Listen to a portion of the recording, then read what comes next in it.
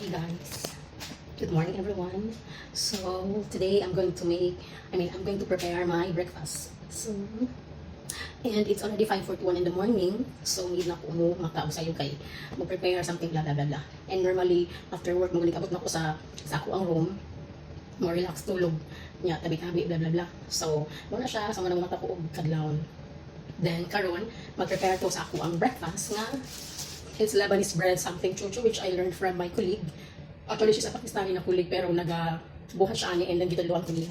Then, mauli siya, something like an Arabic bread. So, muli lang, gamay na niya siya napa-GP, nakadakuan.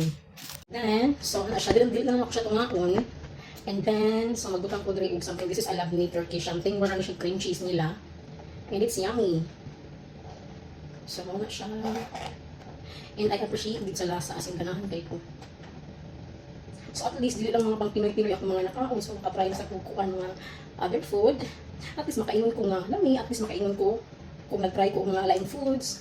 At least makainon ko nga lami or dating dili. So try to explore lang sa mga foods sa mga nationality. Wala may, dili man siya wrong kung mag-try ka.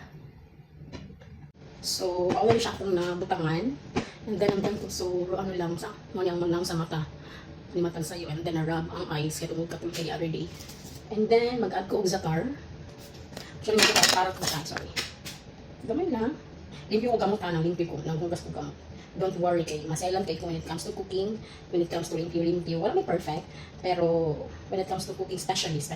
So, gusto ko og ka ng limpyo. And wala may tao na gustong hugaw. May tao gustong hugaw. Pero, wala lang, I'm just explaining. Mora na siya. So, ano lang, mag-sprinkle lang tao gamay. Hindi lang kayo natulagahan kay medyo parang man siya nga kaning zatar, nga something sa niya seeds. So, karon na, sprinkle na ako siya. Oh, ganda mo na naihang now. And then, the last one is mabutang ko ang olive oil. Siya, gamay na siya. Pero madaghan na to. Yan nga. Kaya this is a healthy oil man po. Muna, di ka, di mo gamit. Oh. So, it's fine. Ano siya. Tayo more. So, mga na siya ang mga ingredients para mag-prepare ani something on Lebanese bread. And for me, it's yummy. Yummy gid para nako. So, ako, na may lain-laing way sa pag-fold ani. Pero, so, mauna niya ang finished product. So, i-fold lang ako siya ginunana. Actually, nagkuha ng olive oil, pero okay lang na siya. Then, ready to eat. Tingnan nila siya kasayon. Then, it's healthy. So, nagguba siya. Anyway, it's fine. Kaya it's my first time man nagibuka since my colleague taught me this one. And then, nauna na siya. Sa muna na akong baonon, mag-add lang ko one. Then, that's it. So, sa mga gusto mag-try, try ninyo ang cake. Sa muna niya ako ikaduhang agihimo na baonon na ako. So, muna na siya. And then, sa mga gusto mag-try, try sa ninyo. Lami siya para na ako. Nakimura mo siya cream cheese. So, karon hindi na ako mutilaw. Tilaw naman ko ganina. And so far, para na ako is lami. So, muna na akong breakfast sa work. And then after is manghugas lang ko blah blah blah maligo din patok sa ko balik.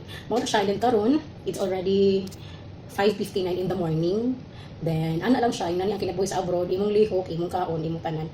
So ina na siya so dapat kung abroad ka kaya nimo tanan. Mao na siya and then thanks for watching. Bye everyone. God bless.